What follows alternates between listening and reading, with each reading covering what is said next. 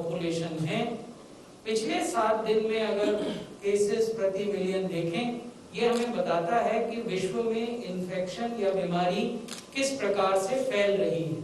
हमने पहले भी आपको ये बताया था कि यूरोप के देशों में और अमेरिकाज में, यानी नॉर्थ और साउथ अमेरिका में तेजी से एक सर्ज नए केसेस में देखा जा रहा है।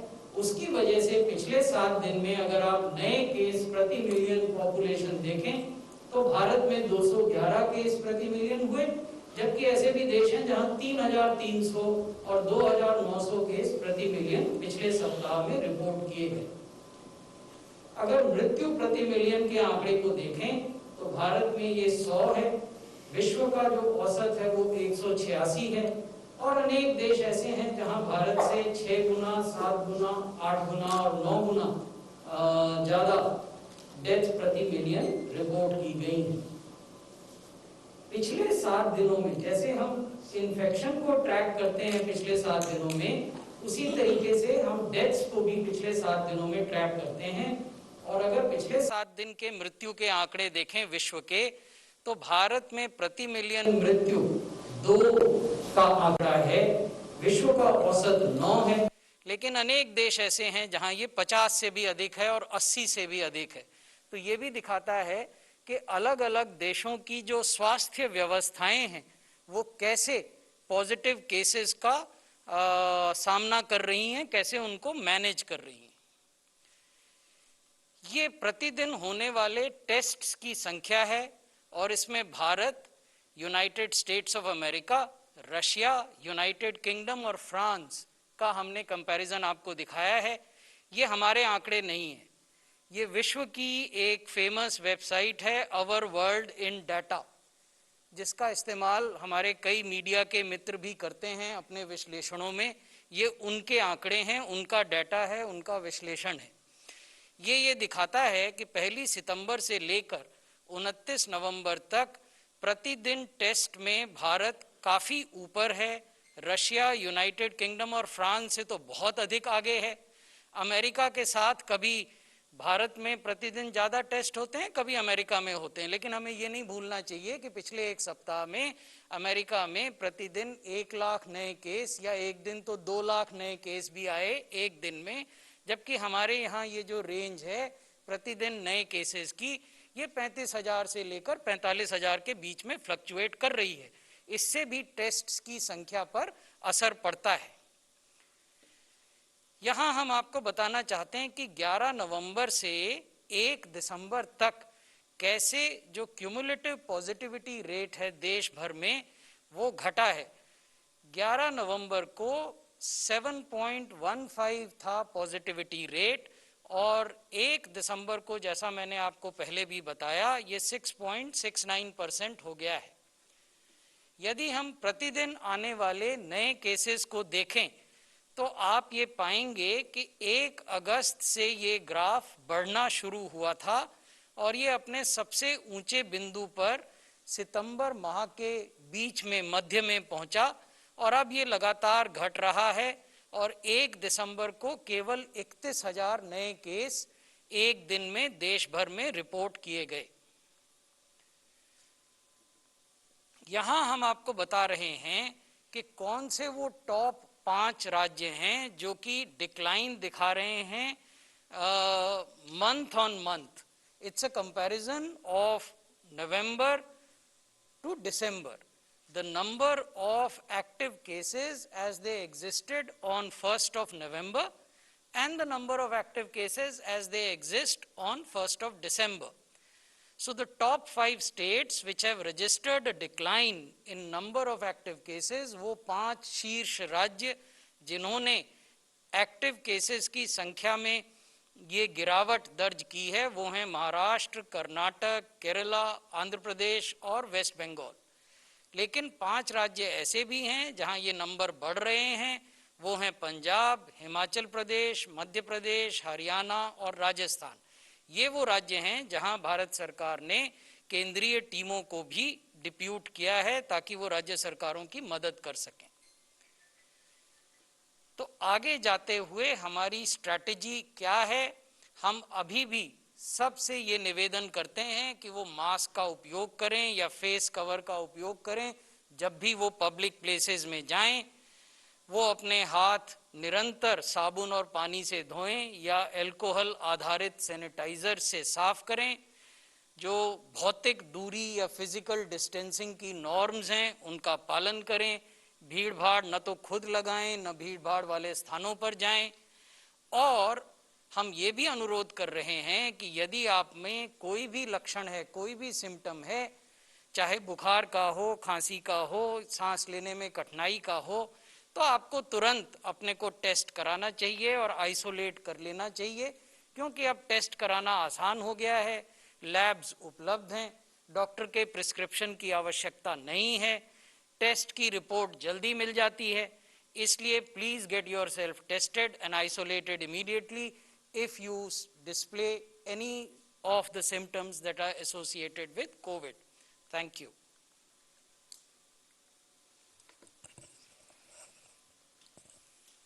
Friends, now I think we can take questions from your side.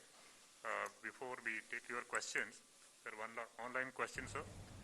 What is the government's position on the recent adverse event in the Serum Institute? तो स्वास्थ्य मंत्रालय की पीसी चल रही थी जिसमें उन्होंने बताया कि प्रति मिलियन मामलों में कोविड के जो केसेस हैं उसमें मात्र 2 का आंकड़ा है और भारत में अमेरिका से ज़्यादा टेस्ट हो रहे हैं प्रतिदिन और भारत सबसे ऊपर है टेस्ट के मामले में। प्रतिदिन टेस्ट में भी भारत सबसे आगे है और साथ ही साथ उन्होंने फिर ये any manner whatsoever. Having said that, let me also tell you that we've been given to understand that there is a court case, so we would not want to comment on the specifics of the case which is being considered by the court. However, we believe that most of the discourse on adverse events in the media suffers from adequate information and adequate facts. So therefore, it becomes very important for us to tell you certain facts and certain procedures which must be known to everyone. So the first, yes, sir. Please, sir. I have not finished. No, no.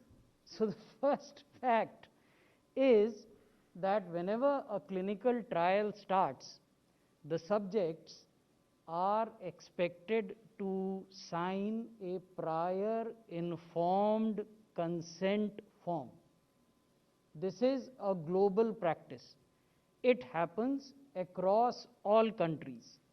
What is this prior informed consent form? It is a form that tells the subject that these are the possible adverse events that may happen in case you decide to participate in a clinical trial. And if you understand the implications of this prior informed consent, then please sign this form. And without the signature of the subject, a subject cannot participate in a clinical trial. This is fact number 1. किसी भी clinical trial में भाग लेने वाले किसी भी volunteer को सबसे पहले एक प्रायर इन्फॉर्म्ड कंसेंट फॉर्म पर हस्ताक्षर करने होते हैं। उस प्रायर इन्फॉर्म्ड कंसेंट फॉर्म में ये बताया जाता है कि जो क्लिनिकल ट्रायल में आप भाग ले रहे हैं उसमें भाग लेने में कुछ एडवर्स इवेंट्स होने की संभावना है। वो एडवर्स इवेंट इस प्रकार के हो सकते हैं। यदि आप सहमत हों तो आप हस्ताक्षर करें और क्लिनिकल ट्रायल में भाग लें। This is fact number 1 which most of us choose to overlook, इसलिए मैंने ये आपके समक्ष रख दिया।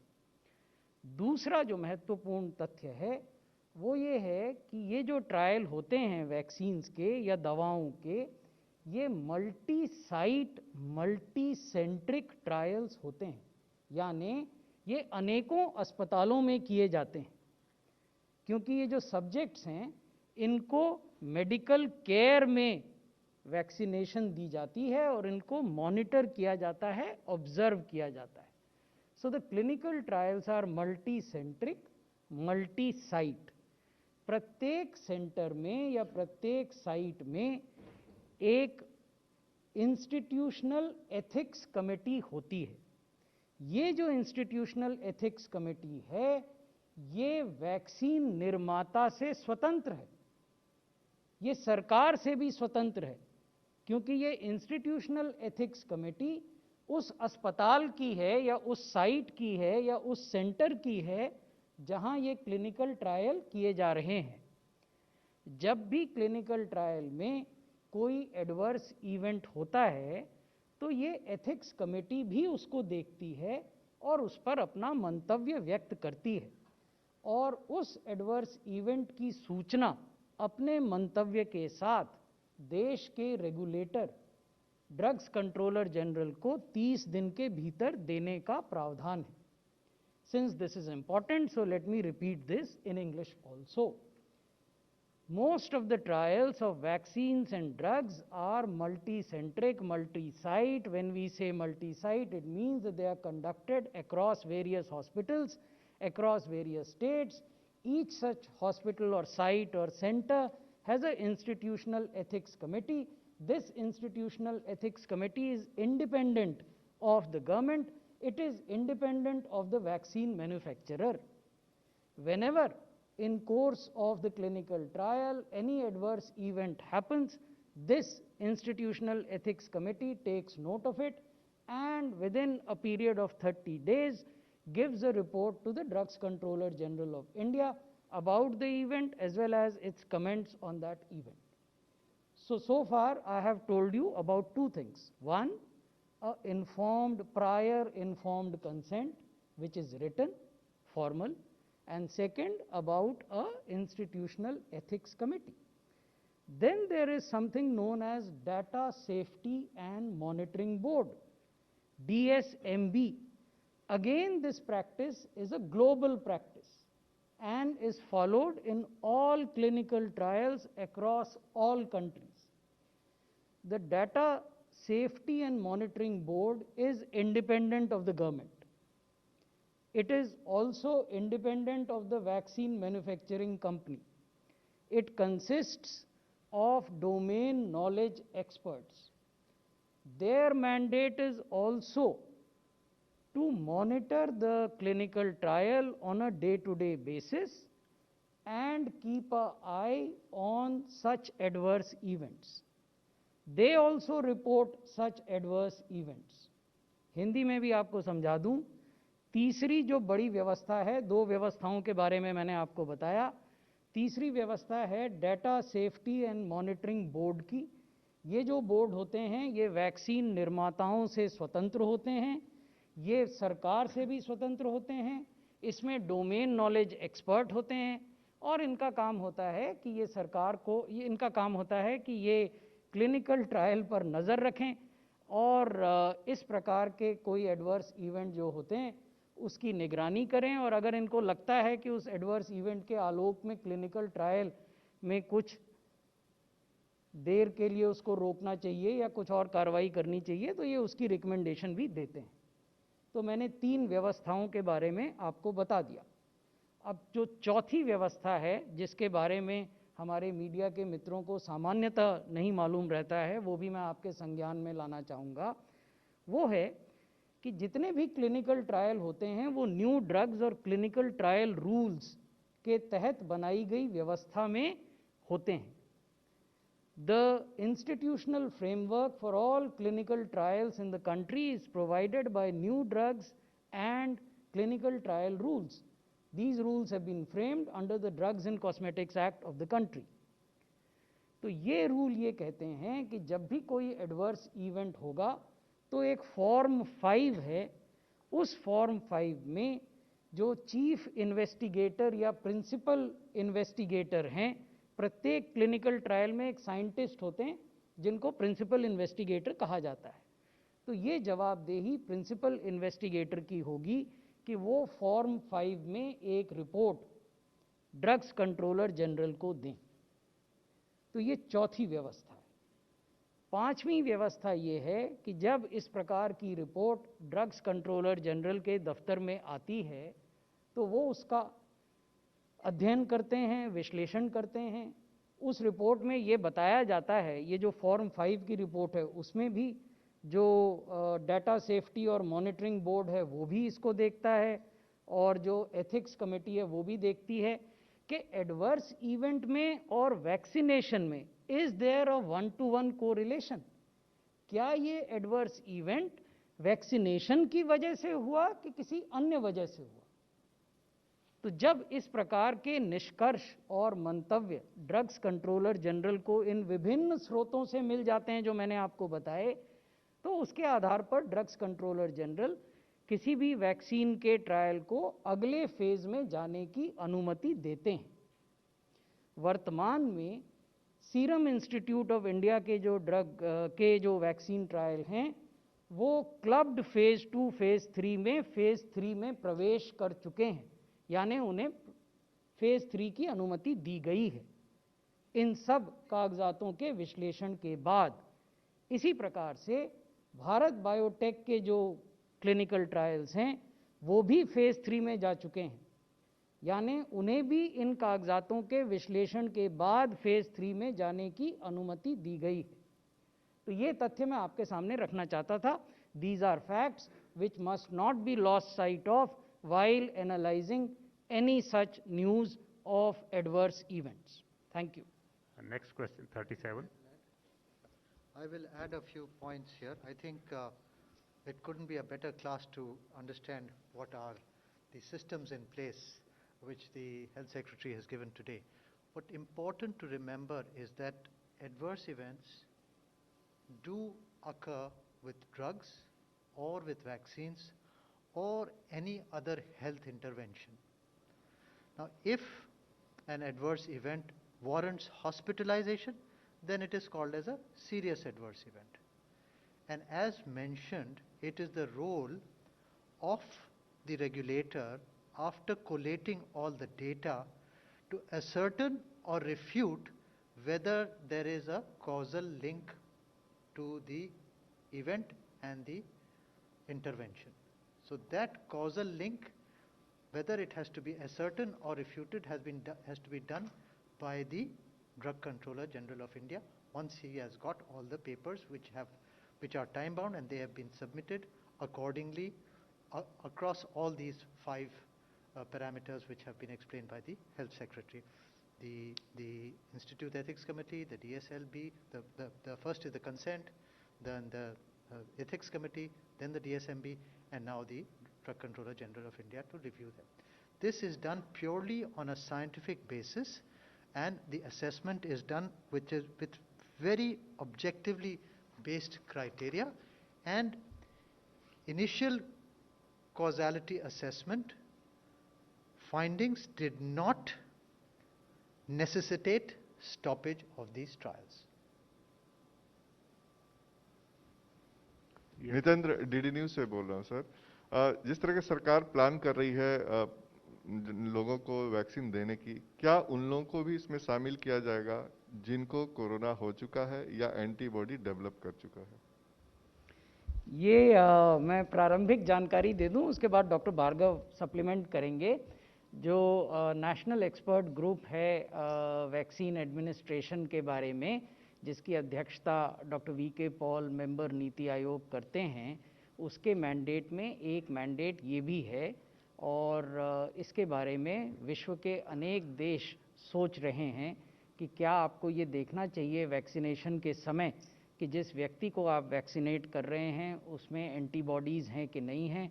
इस पर कोई अंतिम निर्णय अभी नहीं हुआ है, लेकिन ये वैज्ञानिक कम्युनिटी में भी और देशों के बीच भी चर्चा का विषय है। Yes, this is a good question, and as there are two issues linked in this. One is that if someone has antibodies and if you give the vaccine, can he develop any vaccine associated adverse reaction? That is the first issue. The second issue is that if we measure the antibodies, then can we avoid giving the vaccine to that patient, and therefore can we spare our vaccines? So these are the two important issues. Regarding the first one, vaccine associated adverse reactions, there is enough data to show that that does not affect that does not happen. However, there are discussions still going on internationally.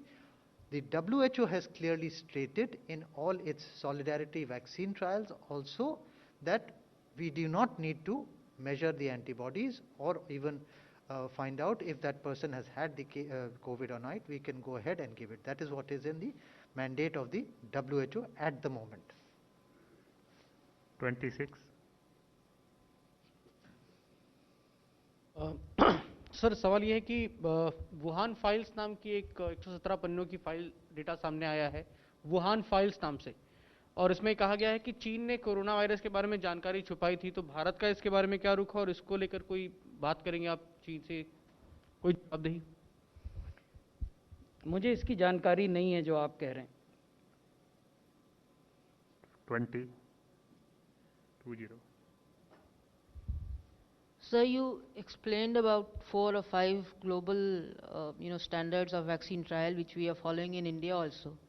But globally, we also saw one thing, that if there was an adverse event, it was not the press which brought it out, but the government or the vaccine manufacturer itself came forward and said that yes, there was an adverse event. So, is it not that if it happens in any Indian trial also, the manufacturer or the government should come forward and at least say that it has happened? It may not be the causal link to the vaccination. Again, I would restrict myself to facts. I would not analyze the facts. The facts are, to the best of my knowledge, subject to correction by Dr. Bhargav, the adverse event being referred to in case of the vaccine of Bharat Biotech happened in August, and the adverse event being referred to in case of the vaccine developed by AstraZeneca and being manufactured by Serum Institute happened in October. And all these 5 processes that I have told you, please don't assume that they have not been complied with. 28. Sir मैं पंकज हूँ TV 9 से।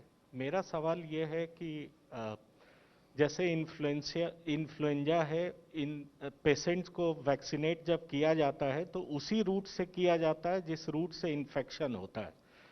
तो ये corona में भी 3 roots बताए जाते हैं, एक माउथ है, नोज है और आईज है।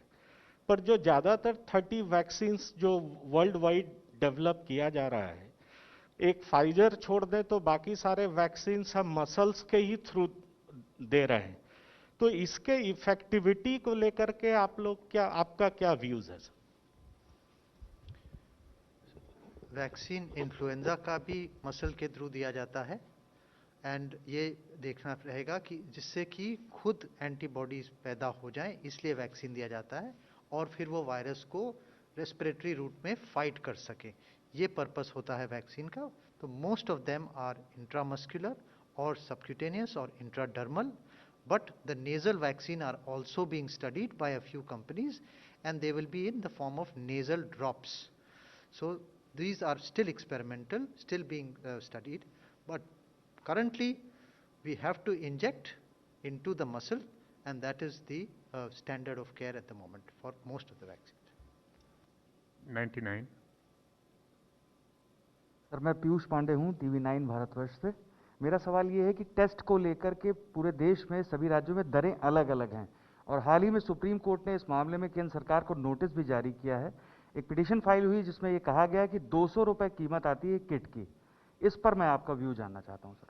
ये बड़ा अच्छा सवाल है। अब मुझे लगता है कि डॉक्टर भार्गव भी इस पर जरूर कुछ जानकारी आपसे साझा करेंगे।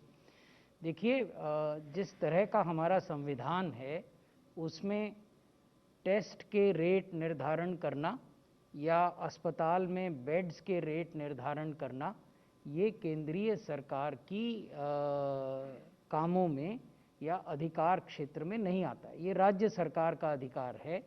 केंद्र सरकार समय समय पर राज्य सरकारों को और संघ शासित प्रदेशों के प्रशासनों को ये परामर्श जरूर देती है कि एक रैशनल तरीके से, ट्रांसपेरेंट तरीके से इन दरों का निर्धारण होना चाहिए। पिछले सप्ताह ही जो यूनियन फाइनेंस मिनिस्ट्री है, यूनियन हेल्थ मिनिस्ट्री है, उसने सभी राज्यों को एक लिखित दिशा निर्देश भेजे थे और ये कहा था कि ये उचित होगा यदि आप राज्य के स्तर पर एक छोटा एक्सपर्ट ग्रुप बनाएं जो कि मार्केट का अध्ययन करे, ये देखे कि कैसे over a period of time the rate of testing kits have reduced, और उस आधार पर आप अपने राज्य के लिए टेस्टिंग के दर निर्धारण करें।